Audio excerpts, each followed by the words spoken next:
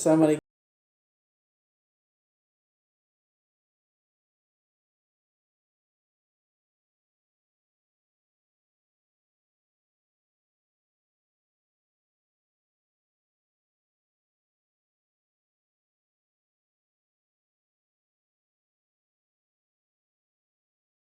Ditulis oleh Paul Guinness, ya, diterbitkan oleh Index. Buku setebal kurang lebih 400 halaman ini sangat menarik untuk Bapak Ibu baca. Seorang guru memang harus literat. Apa? Suka membaca buku dalam rangka mengembangkan wawasan, menambah ilmu pengetahuan. Kita harus selalu ingat bahwa membaca buku membuka jendela dunia dan mengakses internet membuka pintu dunia. Mari kita terus membaca buku agar kompetensi kita sebagai guru terus meningkat. Demikian juga dengan membaca buku kita akan mengalami peningkatan kompetensi kita. Kita bisa membaca buku sesuai dengan keperluan. Kita tingkatkan, kita baca secara rutin hari demi hari, sehingga kemampuan kita semakin meningkat. Semakin banyak membaca buku, maka semakin luas wawasan kita. Seperti halnya kita lihat pada trik dan taktik mengajar. Seorang guru yang profesional tentu akan mampu mengajar di kelasnya dengan baik, dengan melalui proses pembukaan, proses pembelajaran, kemudian pelaksanaan pembelajaran dan penutupan pembelajaran. Bagaimana membuka pembelajaran yang baik? Dengan berbagai macam teknik untuk menghubungkan bagaimana kemampuan awal siswa dengan kemampuan mata pelajaran atau materi yang akan dipelajari.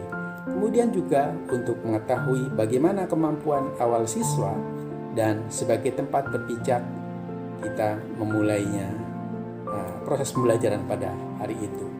Di samping itu juga kita bisa melakukan berbagai macam upaya dalam rangka untuk penyamaan persepsi dan penyamaan gelombang. Anak kita datang dari rumah dengan berbagai macam kemampuan, dengan berbagai macam masalah, dan dari berbagai macam keadaan.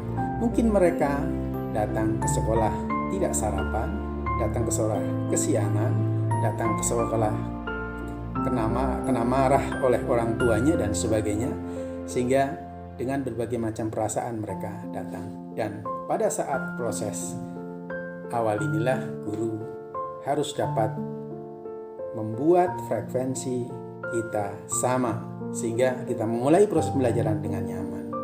Kemudian di dalam proses pembelajaran kita bisa melakukan berbagai macam cara, ya. Ada 3 teknik yang biasa dilakukan oleh para guru, yaitu pembelajaran langsung, artinya pembelajaran guru dengan menggunakan teknik-teknik yang ada guru terlibat sebagai sumber belajar.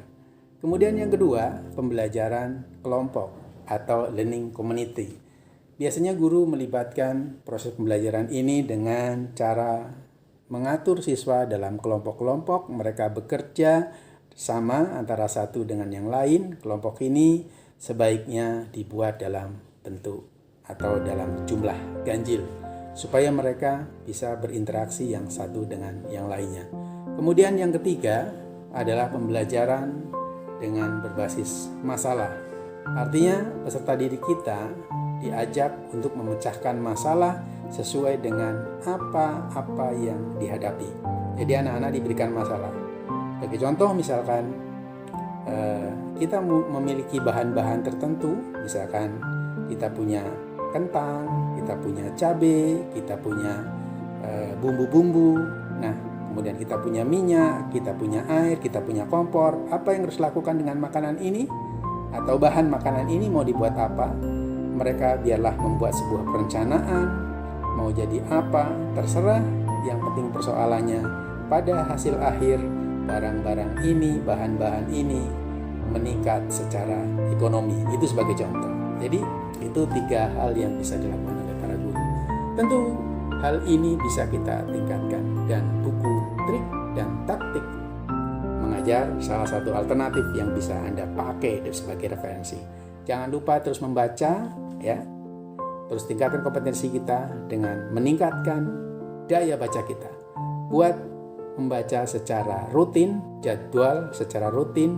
Setelah Anda membaca, cobalah Anda menulis agar apa yang kita baca tetap melekat di dalam kepala kita dan bisa kita bagikan kepada orang lain. Oke, ini saja dari saya, Dimas Adiman, penggerak literasi. Jangan lupa like, subscribe, and share apabila Anda ingin mendapatkan kabar terbaru dari saya. Salam literasi, literasi maju Indonesia Jaya.